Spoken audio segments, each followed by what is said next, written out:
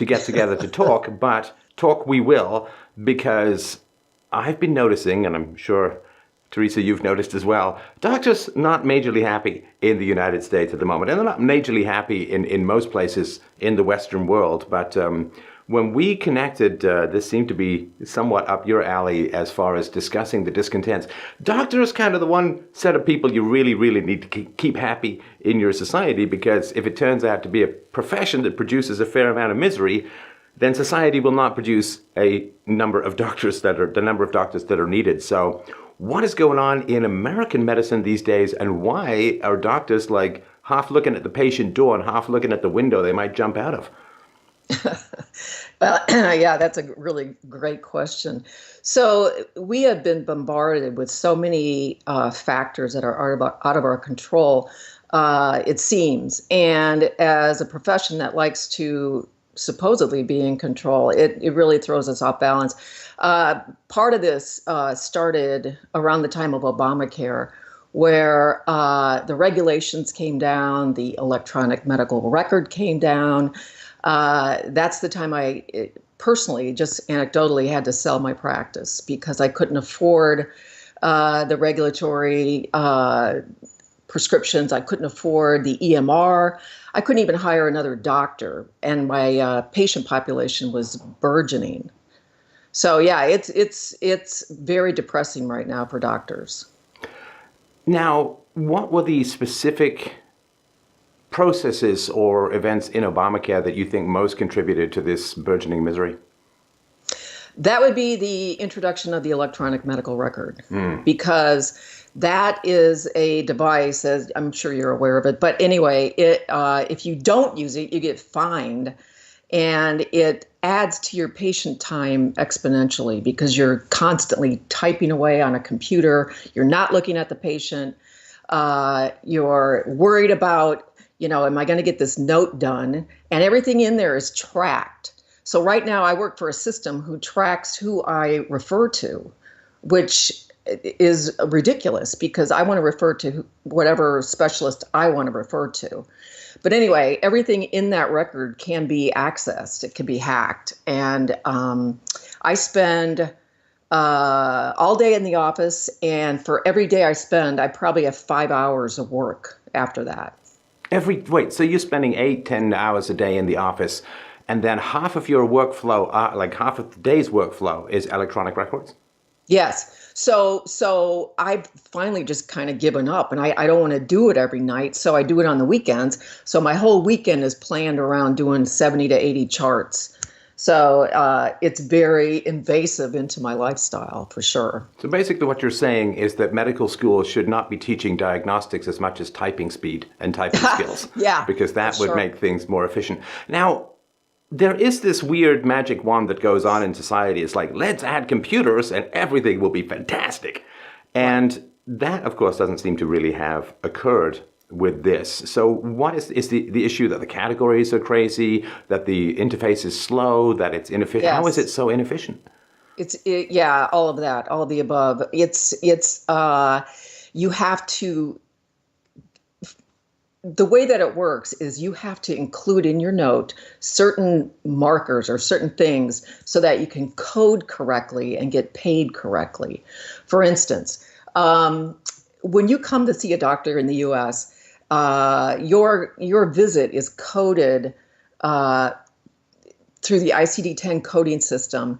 Like a 99211 would be you just saw a nurse. A 99215 would be you're just about ready to die and I better call an ambulance. So anything in between there is, a runny nose, an ear infection. You could have a kid come in saying they're suicidal, all that. And you have to put all the components of the note together so that you can code and your system can get paid correctly. So it all boils down to numbers and money, basically. Right. And this is all online, is that right? Or is it stored locally? It's all online. Yeah. That doesn't seem like the very best idea, to sort of have cloud-based, highly sensitive medical information floating around. Right. That's what I'm talking about. It's craziness. It's not how I trained. I went to medical school in Chicago in the late 80s, early 90s. And this is when we were on paper. And it was nothing like this. Nothing. So let's talk about what it was back in the day before the terminators of the computers began to eat up the physician's time. Because what you want, of course, is to have the physician patient-facing as much as humanly possible, because it's the patients who need the resources, really not the computers. And so Right. what was it like back in the day? How's it changed over the course of your career? Well, I will say this: it's become much more impersonal. So back in the day, gosh, it makes me sound like a dinosaur. You actually had patient-to-patient contact. You got to know your patients. You got to know the families. You didn't spend all your time on a computer trying to figure out how you're going to code to see this patient. I mean, that was part of the process, but it was nothing like it is today. And when we first moved to where we live right now, I opened my own practice, and I practiced for 15 years solo, and then I had a nurse practitioner with me. And the joy that I derived from my job was much higher than it is right now.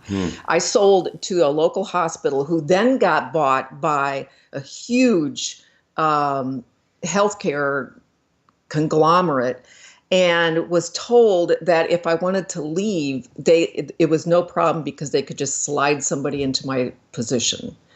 So after 15 years of practice, building it, knowing these families, I was nothing more than a cog in a huge medical system. Now that to me is really remarkable, because to me, at least half of healthcare is knowing more than just the body, but the relationships, the entire history, the health habits, did they, and it just seems like healthcare, for stuff like broken bones, you set the bone and so on, it's kind of an Yeah. in and out shop.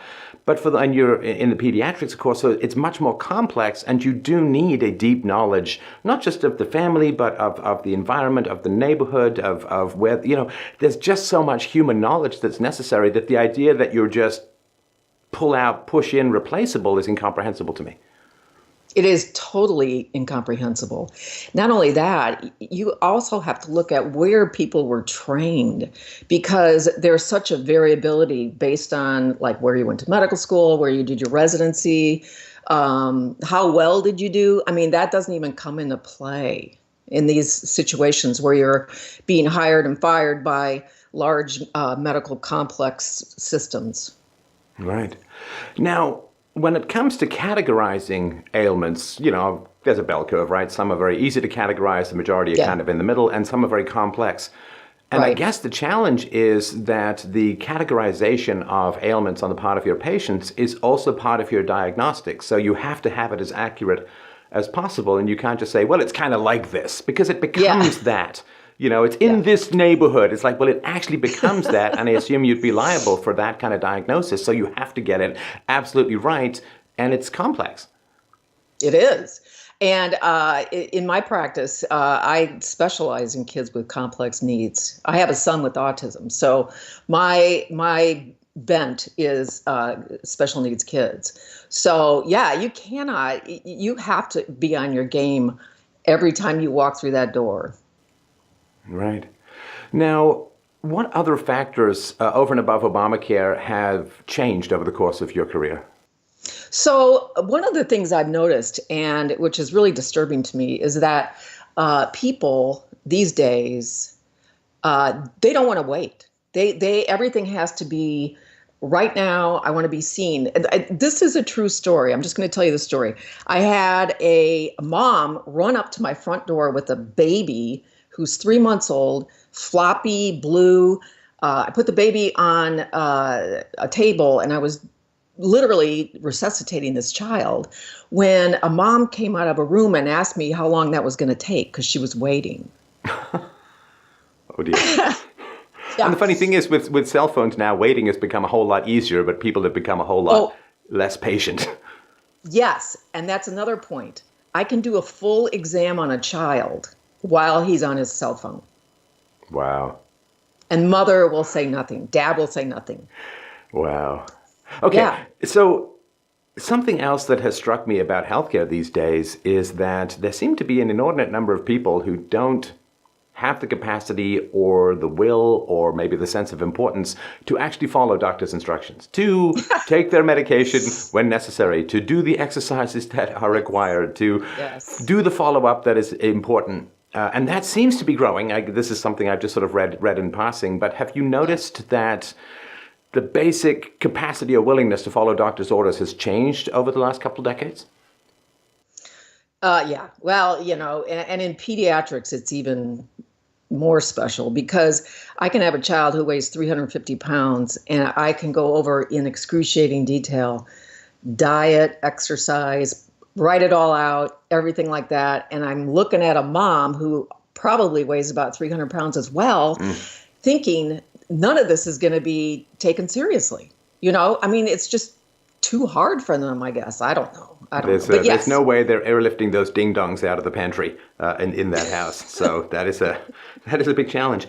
Now, this, of course, is a huge issue as well, which is that childhood obesity is, I mean, I try not to romanticize too much growing up in England in the 70s, but I did actually have a look just before we were talking. I looked at my old boarding school photo with like 500 kids and nary a plump cheek among them. I mean, there just didn't seem to be the case. What on earth is going on with childhood obesity these days? Because that's got to be one of the bigger things that you have to deal with, so to speak. Yeah, it is. No pun intended. So it's a huge problem. But the problem it's multifactorial, of course. It's video games for one. It's everybody, like I was telling you before, wants to be a YouTuber. So they're all on. That's like the major thing. I want to be on YouTube. And then they eat. And people think kids have to eat all the time. They don't have to eat all the time. You have breakfast and you got to give them a snack and then lunch and then a snack and then dinner. And then, it's too much. And, like I said, everything has to be easy. You've got to get food that you can put in the microwave. You go to McDonald's, whatever, fast food, all of that. And soda. Soda was like an incredibly rare treat when I was a kid. Like maybe once a month you'd have a couple of fingers of Coke, but it really, and juice also is one of the, juice is so good for you. It's like, no, it's liquid diabetes in concentrated form. Don't drink juice too much if you're a kid. Right. That's another one. Yeah, exactly. But it's also the absolute sedentary lifestyle that's evolving thanks to, technology. Yeah, I saw a tweet the other day that I think there's a new feature in the phones. I think it's the iPhones that you can track screen usage and so on. And one guy was posting that he freaked out because he checked his sons of 7 hours a day. Yeah, 7 hours a day just on the phone, not even counting, video games and other things. And it's like, good Lord, I mean, we're really going to turn into Teletubbies pretty quickly. Yeah, exactly. I see it every day. And the frustrating thing is because it's such preventable stuff when it comes to healthcare, they really are elbowing aside people whose healthcare issues are not the result of lifestyle choices. I've heard like 60-70% of healthcare issues, health issues are lifestyle related. They're somewhat under your control. And so the people who are just allowing themselves to become overweight or allowing their kids to become overweight are really elbowing aside people who have desperate needs not of their own making. And that seems kind of selfish. It is. And that's only going to get worse because as these people age, they're going to consume most of the healthcare dollars. Well, that is true because I was reading about how if you have weight issues as a child, I mean, it's pretty sticky through time. Like then you have this, you either give in or you have an endless battle, but it's not, I mean, if you don't have them, it's a lot easier to stay trim when you get older. If you do, it seems almost impossible. Right.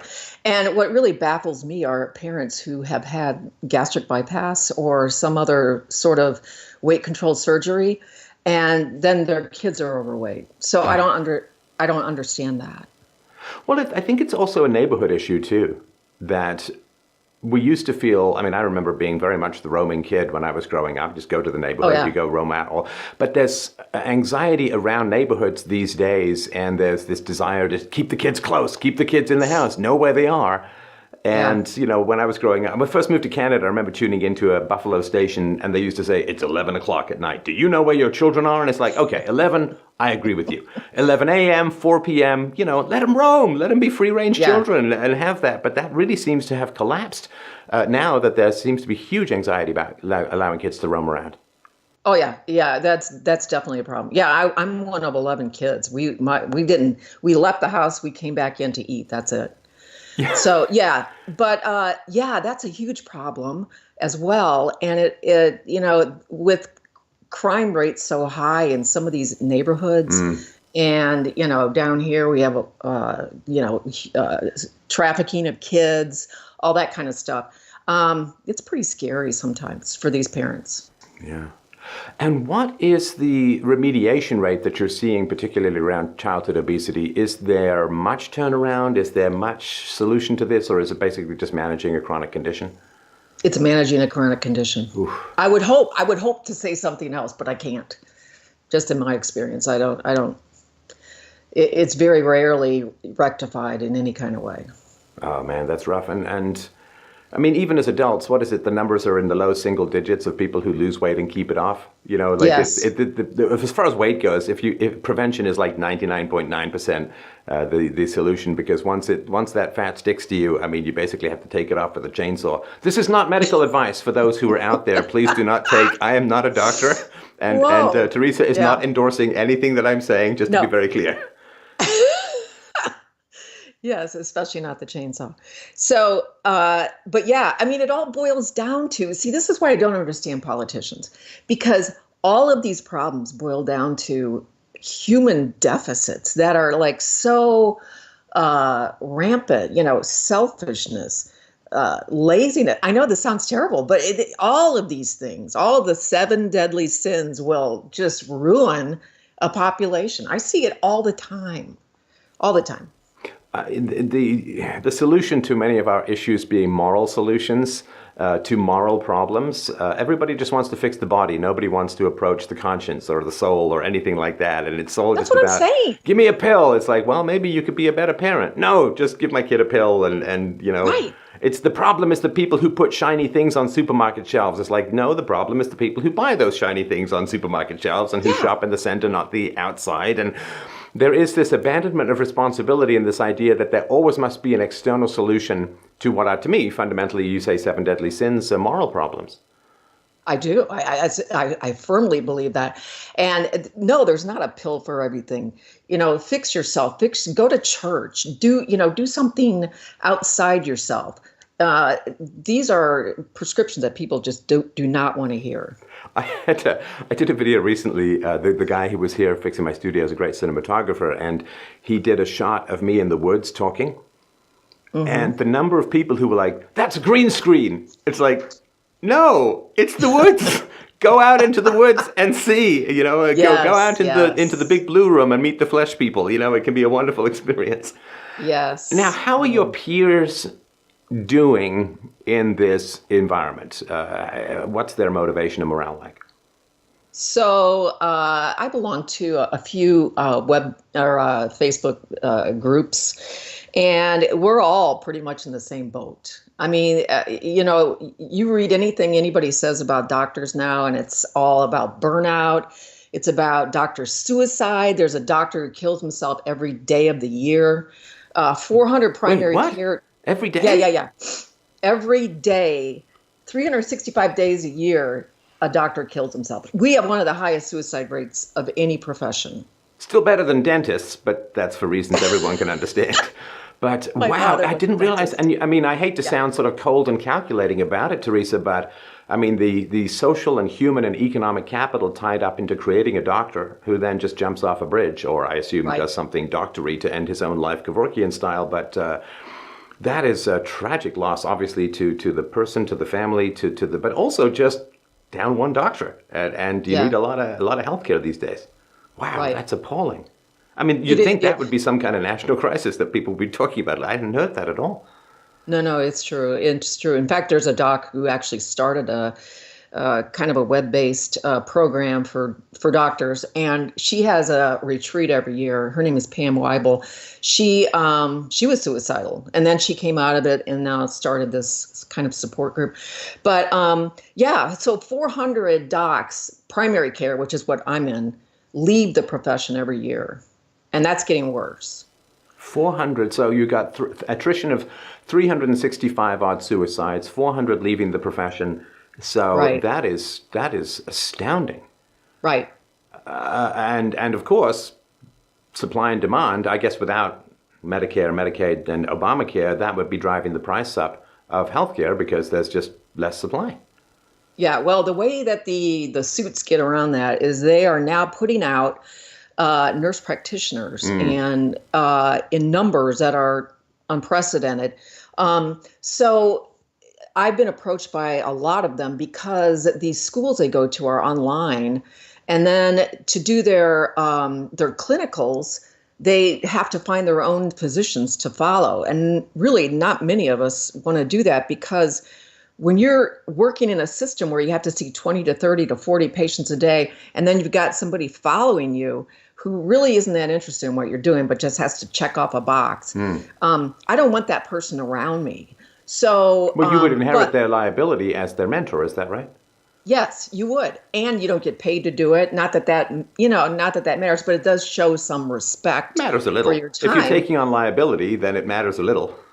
Yeah, right. So anyway, they're churning out these. I had one in my office, and I said, "Where do you go to school?" And I'm in Florida, and she said, "Well, I go to school in Chicago."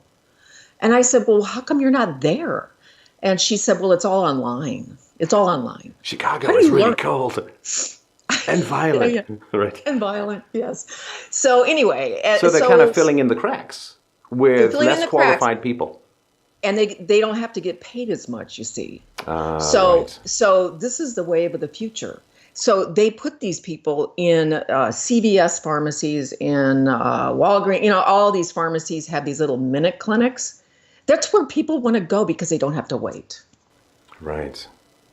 Yeah. Right. Well, the substitution of lower quality for higher quality is one of the hallmarks of increasing government control. And it is one of the things, because it's an attrition, there's no particular turning point. Like they don't say, hey, we're replacing half the doctors with nurse. It's just little by little, here and there. Yes. And it's hard for people to then trace the cause and effect as to why outcomes may be worse or costs may be in the long run higher. Because when it comes to healthcare, man, penny wise and pound foolish is the name of the game. Right. So I had a patient go to one of those minute clinics and came to see me that Monday afterwards saying the nurse practitioner told me that I had thyroid cancer. This is a child. Thyroid cancer? Yeah. In a pharmacy, they can do the... Yeah, another... So just think about the testing that had to be done around that. What a waste of money. You know? And the weeks that you have to sit there thinking, well, that's it. I got to make my peace with my maker. And it's like, oh, no, I'm fine. Oh, man. Oh, that's what I'm brutal. talking about. That is what I'm talking about. You cannot replace 4 years of medical school, 4 years of residency and internship, and all the experience with somebody who goes to school for 2 years post-college. Right.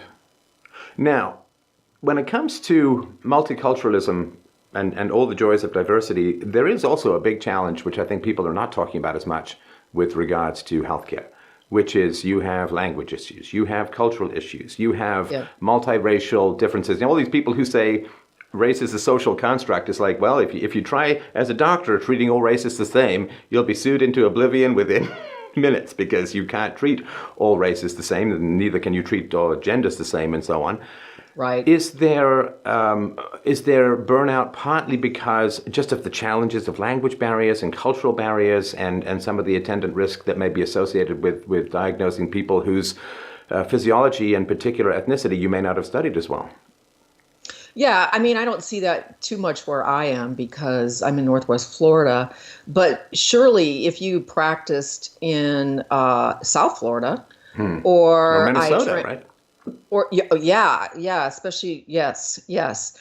I also trained in Oakland, California. So we had a lot of immigrants there who, it was hard to communicate with. But yeah, that would surely add to burnout. Right. Let's talk a little bit about a very complex subject, so maybe more than a little bit perhaps, but this question of malpractice insurance, defensive medicine. Yeah, I think everyone recognizes the complexity in that, yeah, there are bad doctors out there who make bad calls Right. and need to be held to account. But on the other hand, there are also vengeful people out there who don't take responsibility for their own health care and like suing doctors. So Yes. it is a complex challenge. My sense, which is of course entirely outside the field, but my sense, Teresa, is that it swung a little bit too far on the patient rights side. And when you talk Yes. about doctor suicides, I don't think it's because they're overburdened with filling out forms. I think it's because, like, oh no, I've now been sued for the fifth time, Oh yeah. and I just can't go through it again. Like I can't go through this multi-year process of stress and expense and worry, and I do have the sense that if this is one of the things that's taking down the literal lives of doctors, we've gone a little too far on the defensive medicine side. Yes, that is absolutely true. Yeah, I think about it every day. I have been fortunate that I've never been sued, but I've had friends who have been sued for very frivolous things. For instance, taking a cast off a child. This was another resident who trained with me in California who won the award there as best resident. She was awesome. And she took a cast off, and the saw she was using just barely grazed the child's arm, and they sued. And I don't even know what happened to her. That devastated her. Well, it puts a very different. I mean, you kind of have to love your patients. I don't want to tell anyone how to be a doctor, but the more affection and positive feelings you have for your patients, I think the better doctor you're going to be. And if it's like, well, hope they don't sue, hope there's no some error, hope there's not some miscommunication or something, Oh, that yeah. is an uneasy position to be in with your patients. And not for you, I'm sure, because it's not as big an issue. But for some doctors, how do you come back from that? Because some doctors have multiple lawsuits, and again, some of them may be justified, but I think a lot of them are money grabbing. And how do you Hmm. have the same relationship going forward with your patients after that kind of situation, especially if it's occurred multiple times? Yeah, yeah. I don't know how you come back from that. I mean, like I said, I've never been in that situation, but I can't imagine the self-doubt that would be just absolutely magnified if that happened. Plus, you'd have to really start looking at yourself like, what's wrong with the way I'm practicing? I don't know. I think if you have a good relationship with your parents and your patients, and you're honest and open, and you admit if you made a mistake, then you're in pretty good shape. Right, right, right. Hmm. As a pediatrician, what is it like? Is there a big difference dealing with, I mean, there will be, but I'm just thinking emotionally, dealing with the kids versus dealing with the parents? Oh yeah. Oh yeah. I would love to work in an orphanage if I could. That's Um, not a sentence I was expecting to hear today. It's like something out of a Dickens novel, but all right. yes. I don't think we have orphanages anymore. I don't know. Anyway, yeah, I mean, most parents are great. They really are. But it's the few that just can make your life a living hell. I'm thinking of the Munchausen's, the Munchausen by proxy. Mm. Now, what that is it's a parent who fabricates illness in their child to gain secondary gain through the medical system. Your And research assignment, oh, listeners, if you don't know what it is to watch the movie The Sixth Sense, which goes into this in great detail. But yeah, I mean, there are the hypochondriacs who make up hysteria for themselves, which you would deal with, I guess, yes. more as a GP or a specialist. But yeah, the parents, in particular, the moms who create these ailments or maybe even manufacture these ailments. Oh, I can't even. That's just so astounding. That's a personality. There's an old saying that nothing Yeah. human is alien to me, but that's pretty close. Listen. So I thought I had seen most of everything by training in Chicago, the South Side, Oakland, San Francisco. I came here and I literally inherited three Munchausen by proxy parents. Now, in your whole career, you're only supposed to see three. I've already had countless, and it is the hardest. But I will say this: the one thing that gets them out of your office is to tell the mother she needs a psychiatrist. Then they just look for their next victim. Oh, that's interesting. And of course, I would imagine these people are pretty trigger happy on the old lawsuits if they don't get what they want. Oh, So, yeah. so Well, yeah, I it's was really it's like they're trying to defuse a bomb in your office while the kid's watching. I was threatened by one at one point because she was convinced her daughter had some horrible illness, and she wanted to use life or the airline, where the pilots, they fly at their own expense. They'll fly these sick kids to another center. So she wanted to use that, and I knew that the pilot, I mean, they use their own fuel, their own plane, everything. So I called him and I said, this kid really is not sick.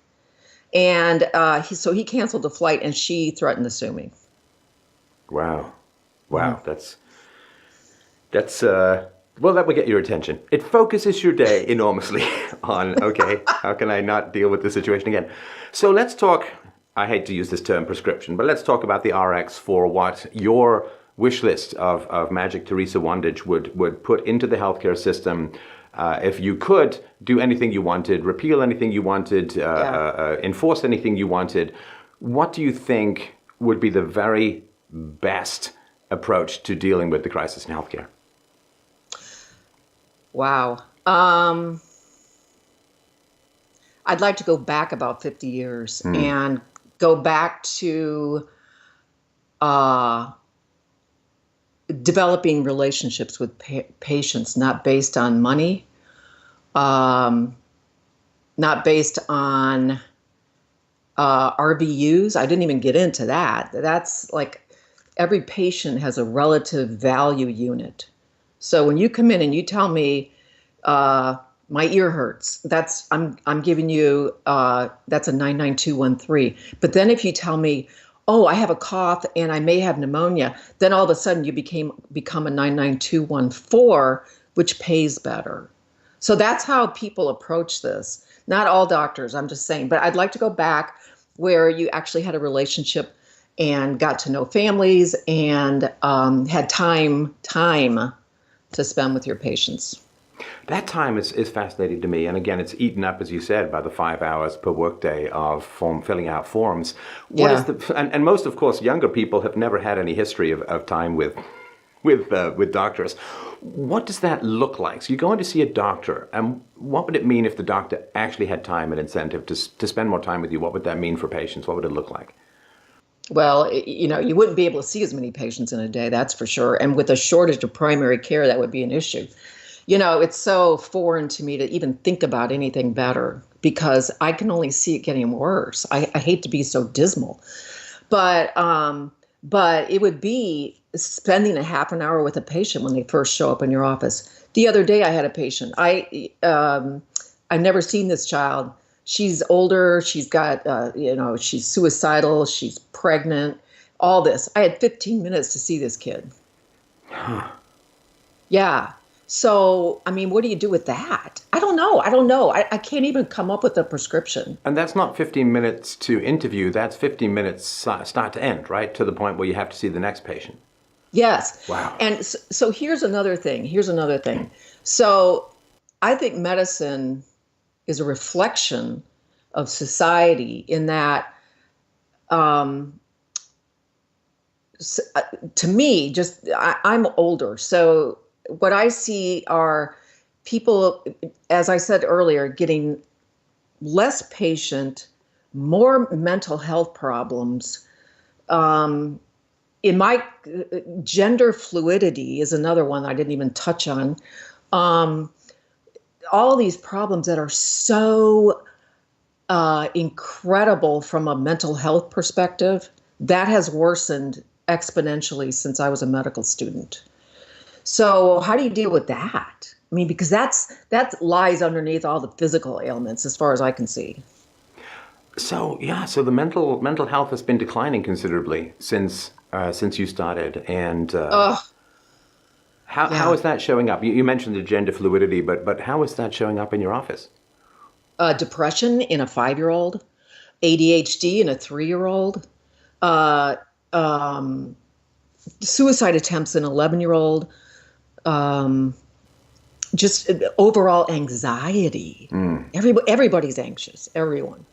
And the kids too, right? Because the kids pressure these days. I mean, the obvious and simple one: though complex to deal with, is that, when I was never subjected to any bullying, but, the kids who were, at least when they left school, it was done, right? But now with social media and cell phones and so on, the bullying can be 3 o'clock in the morning, it can be at your breakfast, it can be all over, and it can become chronic to the point where your, cortisol levels are up, your fight and flight mechanism is continually activated. That's going to wear you down over time.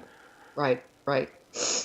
Yeah, exactly. And so last week I was at a meeting in San Antonio, and there was a talk given about, I want to get back to the gender fluidity thing. So this is causing anxiety in our kids as well. It's that it's okay to be anyway. It's okay. It's absolutely fine to not know who you are or like who you want to have sex with.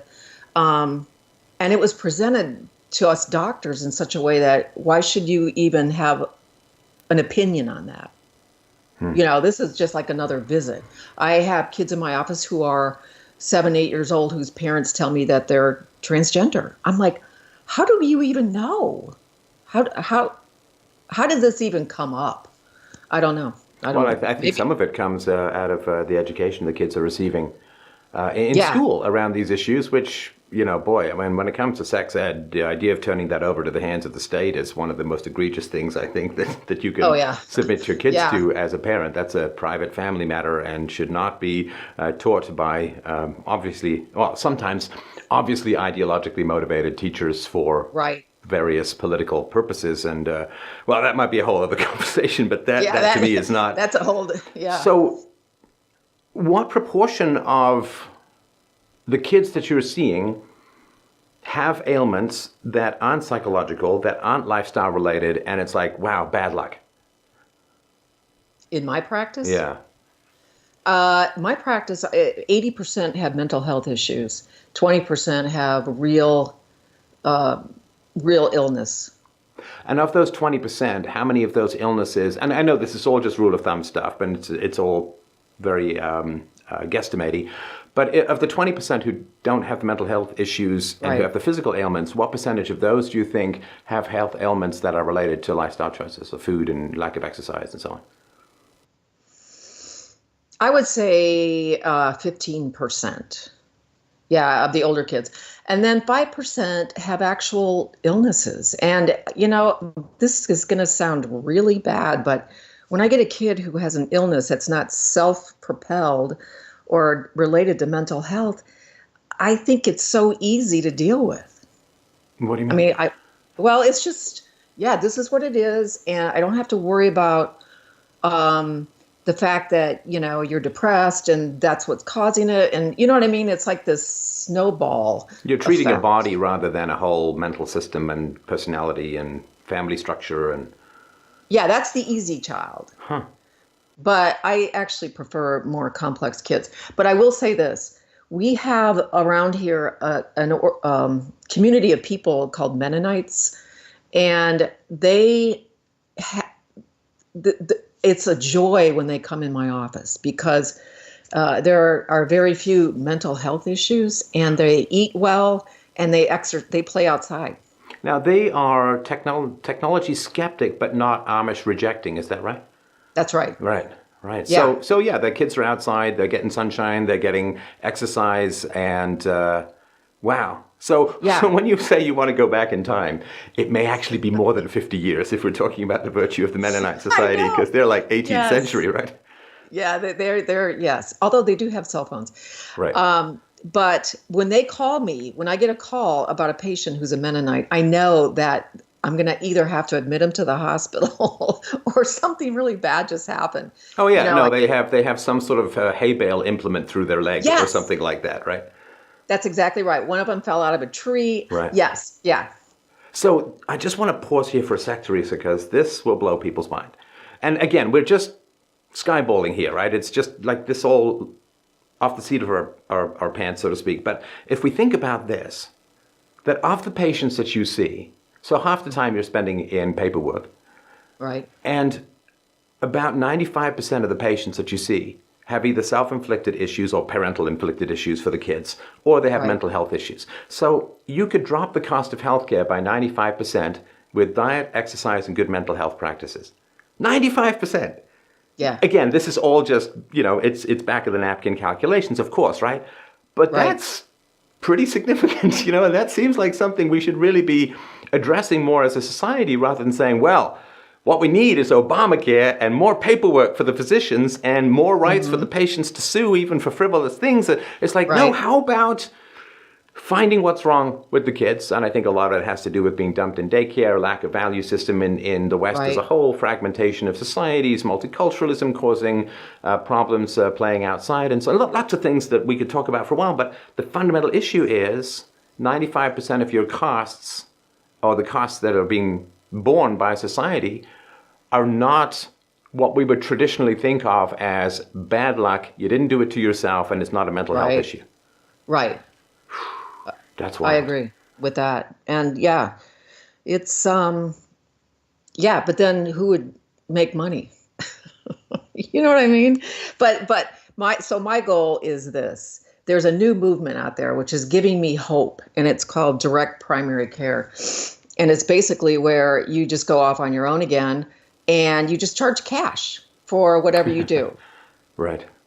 So, and that way you can set your own time.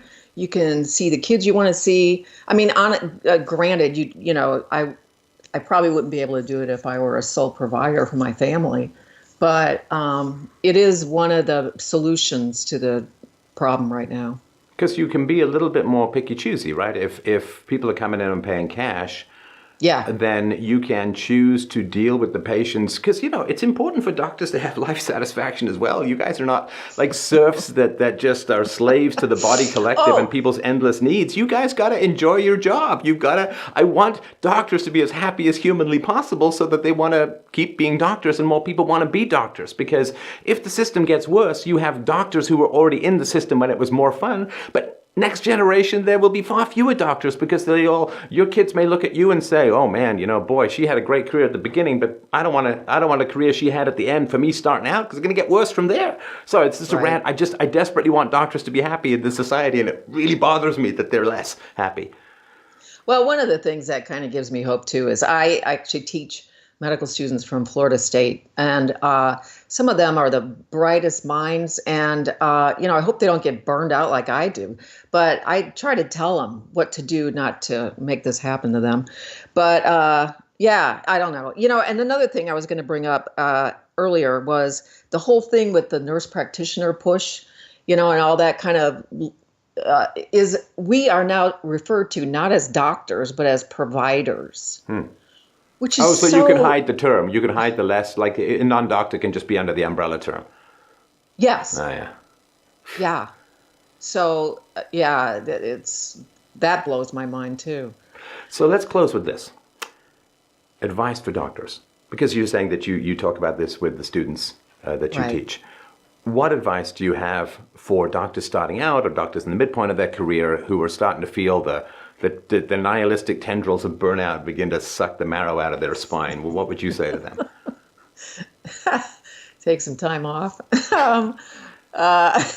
Don't start drinking because it'll never end. But anyway. Or using any of the other substances that doctors have fairly easy access to, which is also a problem. That's a huge problem. No, it would be just enjoy the moment with your patient and try to carve out your own schedule so that you don't have these other people dictating like who you see or like what kind of problems you see. Make it something that you really enjoy. I derive incredible pleasure from seeing my kids with autism, Down syndrome, any of those special needs kind of categories. I could do that all day. And as long as they didn't have to come home and type in everything I just did. But yeah, no, it boils down to you're doing this because you want to help someone. Not to sound trite, but you love your fellow man. It's a real calling. Yeah, so that's why we do it. All right. Well, I really appreciate that, and I'm always fascinated by different lives, and the experience that you shared here, I think, is going to be fascinating to people because when you've been waiting for 3 hours and your doctor seems kind of hurried, it's easy to get mad at the doctor, and Yeah. view it that way. Oh, yeah. I think most doctors go into the profession because they really want to help people and they want to make a difference in people's lives, and they do. But seeing it from the doctor's perspective, I think, is so important for people. And yeah, it is my hope that we will recognize that you can't just wave a magic wand and make bad lifestyles better. And you can't just put kids in stressful, difficult situations and expect everything to go fine. And we'll start dealing more with cause. Doctors, to me, are the last ditch line of dealing with effects. If we can't deal with causes, we're going to overwhelm the healthcare system. And I think that's what's happening at the moment. So this perspective, I think, is enormously important. And I really thank you for your time today. Oh, no problem.